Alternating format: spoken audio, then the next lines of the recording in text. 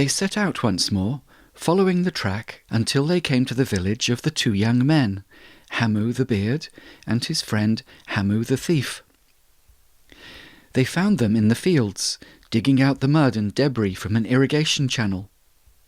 The two young men were happy to see Amseiggel and Tasweit and their companions, and they all sat together in an orchard, talking about the events of the past few days. Then the blacksmith addressed them. "We've heard," he said, "that you are both called Hamu, but we can't tell which of you is Hamu the beard, because neither of you has a beard." They all laughed. Then they asked the beard, "Why have you shaved it off?" "That's simple," he replied. "I happened to find a razor beside the channel." They all laughed again. Then the one called the thief stared at him, saying, "Look, you've changed your appearance, simply with a razor costing 2 pence. Can't I change just as easily?" Turning to Amseiggel, they said, "Do you remember our conversation? We asked if a bad person can become good in the eyes of God and in the eyes of other people." They all looked then at Faithful to see if he knew the answer. He said to the two lads, both called Hamu, "When we got here, we found you digging out the channel. Tell me, where does this water come from? Does it flow from a spring or from the river?" "From a spring," they replied. "And when the water flows from the spring, what is it like?" he inquired. "It's pure and clean and sweet," they said. "So where does the mud and debris come from?" he asked. "It just falls in," they replied, "whenever animals or children walk along beside the channel." Then Faithful said to them, "You see, this water comes from the spring, perfectly pure, but the further it goes, the muddier it gets, with the dirt and rubbish that fall into it, until finally it reaches the plain where it expires among the stones and sand and disappears completely." "That's right," they agreed. "Listen then," he said, "and I'll show you what this signifies, because it happens to us all just like that. When a person is born, his heart is clean and his mind is pure.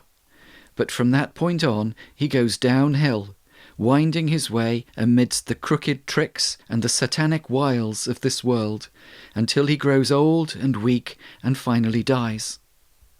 For as long as he's in the world, dirt keeps on falling into him and making him more and more muddy." Faithful paused, then said, "And what about this mud and rubbish? Some of it floats along in full view, but some flows beneath the surface and isn't so easily seen. Some people show how filthy they are, but others hide their uncleanness. The sins of some people are so obvious that you can easily foresee the judgment that will fall upon them, but others, it's only later that their sins will show. Listen all of you," continued Faithful, "and I'll tell you a story. Once there was a man who smoked 50 cigarettes a day. His clothes and his hands and his body were completely full of cigarette smoke. When he got home, his wife complained to him about the stench. So he went and had a thorough wash in the public baths. He changed his clothes, and he came back clean from the stink of cigarettes. On the outside he was fine, but what was he like inside? What about all the smoke that had gone inside him?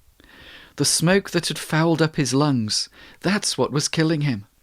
And man is in just this condition. He can wash his skin, he can wash his clothes, but his heart is still full of all kinds of evil, and how can it be made clean?" "Oh, Faithful, you know exactly what we're like," said the other Hamu. "It's very difficult to get ourselves clean from all the pollution deep inside us. It's not easy to avoid evil talking and wicked thoughts, because man is weak. Although we want to do what pleases God, we can't manage it. We all know we fail in this." "But is it possible for a bad person to become good in the sight of God and man?" asked the thief. "Can we dig out the mud and debris of sin from our hearts?" "There is someone," replied Faithful gently, "who is able to make your heart clean. He can remove all the uncleanness and all the evil and fill your heart with the spirit of love and peace. If you truly regret the wrong things you've done, and turn away from all that makes you unclean. There is only one thing more you need to do." "And what's that?" asked the thief intently. "You need to hold on to our Saviour," said Faithful. "Trust in him and depend on him, because he gave himself to set us free from all evil and cleanse us to become his people. In this way you can start a new life, and God will forgive you and willingly forget what you've done in the past. In fact, he'll do a miracle in you. He'll purify you from within and fill your heart with the beauty and goodness of heaven." They were all thinking about this when Faithful continued. "But don't forget how the women sift lentils day by day and remove the grit and the vetch seeds that have found their way into it. If you enter into new life, God will help you every day to sift within you all that is evil, be it words or deeds or thoughts. He'll help you eliminate wicked words from honourable speech, to keep lies out of sincere conversation. He'll help you avoid all that would entice you to satanic deeds, and he'll keep you away from those who've accustomed themselves to the filth of this world. He'll be with you, the one who can save you from all that pollutes the heart of man. Trust in him, hold on to him, depend on him. If you do, you will always be good in the sight of God." "But how can we be good in the sight of man?" asked the thief. "How can people forgive us? They can never forget what we've done in the past." "No longer," replied Faithful, "do we see anyone as other people see them. Because we know that if someone has entered into new life, then God has transformed him.